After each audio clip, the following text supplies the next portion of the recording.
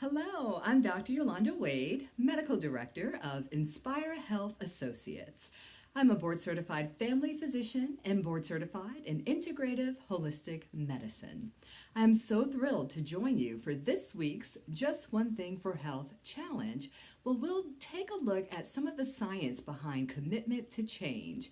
Is it push versus pull? I'd like for you to first go back to the heady excitement, the anticipation of, New Year's Eve or New Year's Day when you're making resolutions or setting goals or talking about your dreams for what's coming in the future. I'm going to use the example of changing to a plant-based diet for the purpose of this challenge. Wink.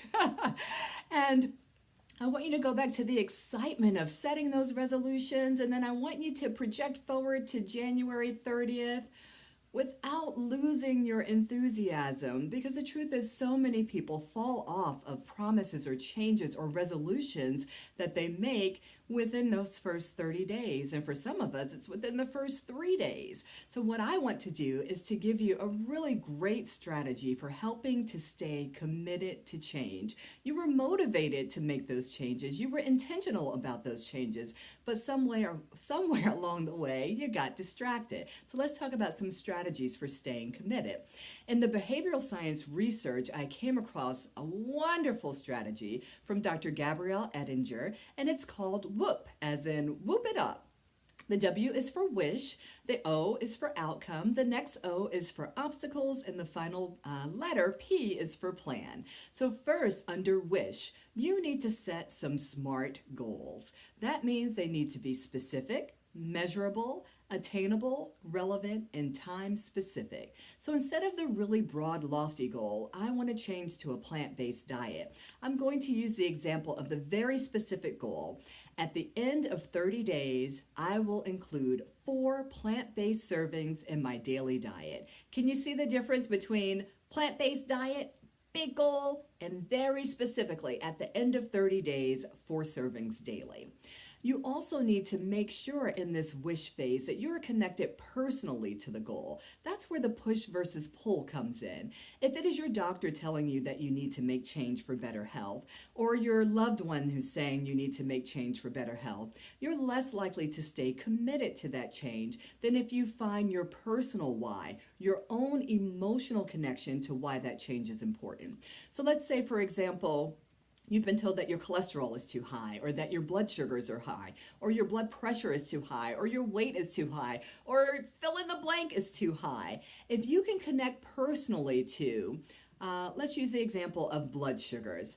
If they remain high, I will develop diabetes. I will have to use medications for diabetes, and that might include injecting myself with needles for diabetes. Oh, that's a really big personal, emotional connection to why it's important to increase plant-based foods in my diet, because the science is super clear that the more plant-based fiber, the more stable your blood sugars are. You got that piece? So that's the wish. The next step is O for outcome. Here's where you get to dream about what happens on the other side of the goal that you've set. At the end of 30 days, I'll have better energy, better digestion, perhaps cleaner, clearer skin, and healthier hair. You need to connect, again, very personally to some of the science-based benefits of the very specific goal of increasing those plant-based servings in your daily diet. The next step is obstacles, and here's where you need to identify all the possible deterrents to achieving an increase in plant-based servings. So those are the emotional obstacles, the physical obstacles, the social obstacles, the environmental obstacles. You need to identify what those things are. If you don't have fresh veggies in your refrigerator or frozen veggies in the freezer, it's going to be kind of hard to stick to having 4 daily servings of veggies when you don't have access to those things. If you go to eat at a barbecue pit every day with your coworkers, it's going to be a little bit tricky to stick to your plan of transitioning to a plant-based diet. So figure out what the obstacles are.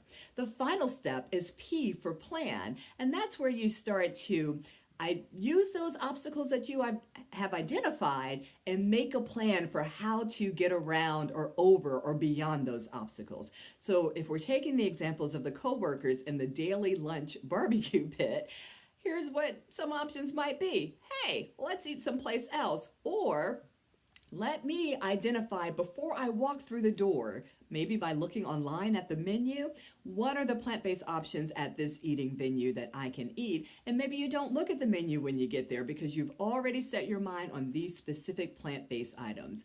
Or, I don't know, let's say you're going to Uncle Bo's birthday party at the steakhouse.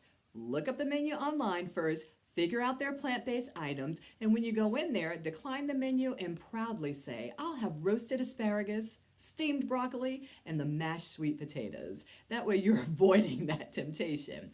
So wish, outcome, obstacles, and plan. And remember, part of your plan should include broadcasting your new, very smart, specific goal. That means telling the people that you love. It means telling people that you work with. Maybe it means sharing it on social media. I'm transitioning to a plant-based diet. The value, the power in the group is accountability. So if you're slipping or sliding, you get to honestly say, oops, I made a boo-boo there. And sometimes a group can help you out and say, hey, here's a strategy. Don't eat at that restaurant, go someplace else.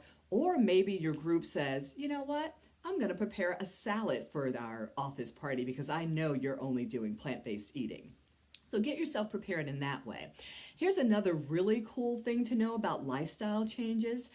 Once you've set that super specific goal, so let's break down that 4 servings a day. Week 1, 1 serving of plants every day. Week 2, 2 servings a day. Week 3, 3 a day. Week 4, 4 a day. At the end of 30 days, look back. I've made it to 4 servings a day. The thing is, around week 3 to 4, that established habit of including plant-based foods in your diet starts to become just a regular part of your lifestyle. And lifestyle changes are kind of like an avalanche. Once you've established that new habit, you tend to pull that habit and expand it in ways that continue to help you to feel better and to have better health outcomes.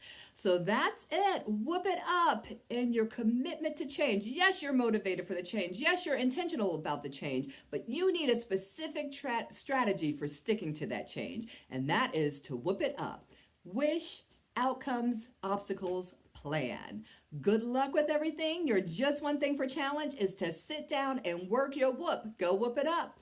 Thank you so much, and good, healthy, plant-based eating.